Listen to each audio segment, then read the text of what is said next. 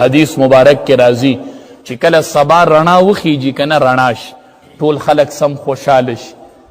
دا بچی یو بل ویني کنه کور سحر شي خپل بچی ویني شکر دی وي دا ښځې وي شکر دی الله رڼا راوستله دا مشران هم وي شکر دی رڼا شوله حدیث مبارک کې راځي چې رڼا په چا ولګېدله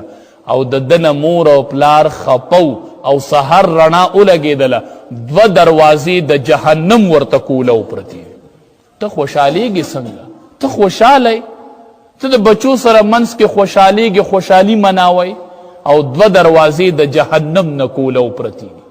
او چې یو خپی یوه رضی یوه دروازه د جهنم کوله او دا یوه د جنت کوله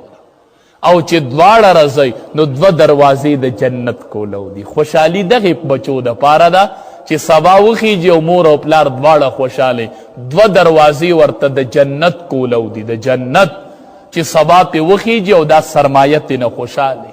دا مور او پلار تېنه رضی نو 2 دروازې د جهنم 2 دروازې د جنت په ورته الله کولو کړي چې مور او پلار تېنه رضی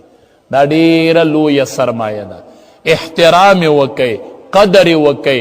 موقع نه پیدا والی د موقع نه پیدا په حقوق العباد کې د ټولو نه ړومبی حق چې دی هغه د والدینو دی هغه د مور او پلار دی نو وی وبالوالدین احسان د مور او پلار سره به ښه سلوک کوئ احسان به ورسره کوئ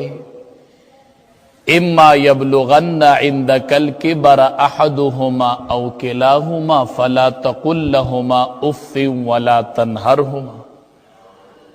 که په دې دواړو کې یو حالت د بوډاوالي ته ورسیږي یا دواړه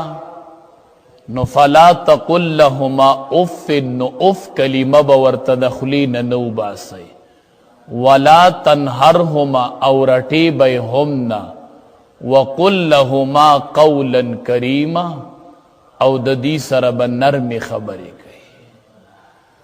الله تبارک و تعالی حالت د بوډاوالي ذکر کوي چې دا دواړه یا یو حالت د بوډاوالي ته ورسیږي علما وایي د دې وجه دا ده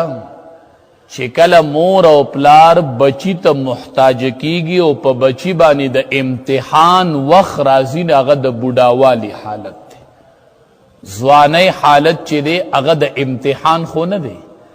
پلار خپل په قوت او طاقت کې دی نو هغه بچو ته خو محتاج نه دی نو د احتیاج حالت چې دی هغه حالت د بوډاوالي دی چې مور او پلار دواړه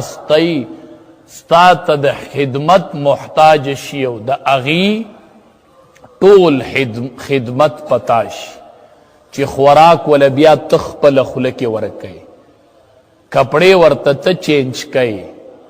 او خصمانه ټوله ته کوي نو دغه حالت چې دی دا د امتحان حالت دی امتحان الله ستا د دغې حالت علی چې ته به کامیابیږي او که نه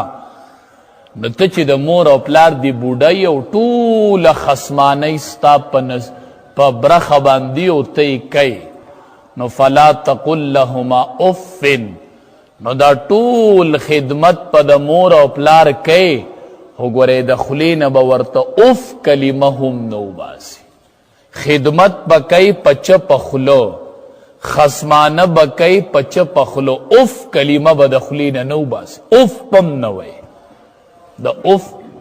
به نه وایي د دې څه مطلب دی د دې مطلب دا دی چې داسې کلمه به د ژبې نه نه وباسي چې هغې باندې مور او پلار ته تکلیف ورسي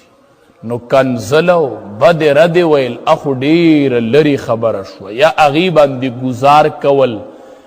یا هغې وخل دا خو ډېره بعیده ده خو داسې کلمه به د خولې نه نه وباسې چې په هغې مور او پلار خفه شي ته به خدمت کوي اوف هم نه وایي ولې به اوف نه وباسم ځکه چې ستا یو وخت و چې د مور او پلار دین داسې په چپه خوله ستا خدمت کړی او اوف هم نه دي ویلي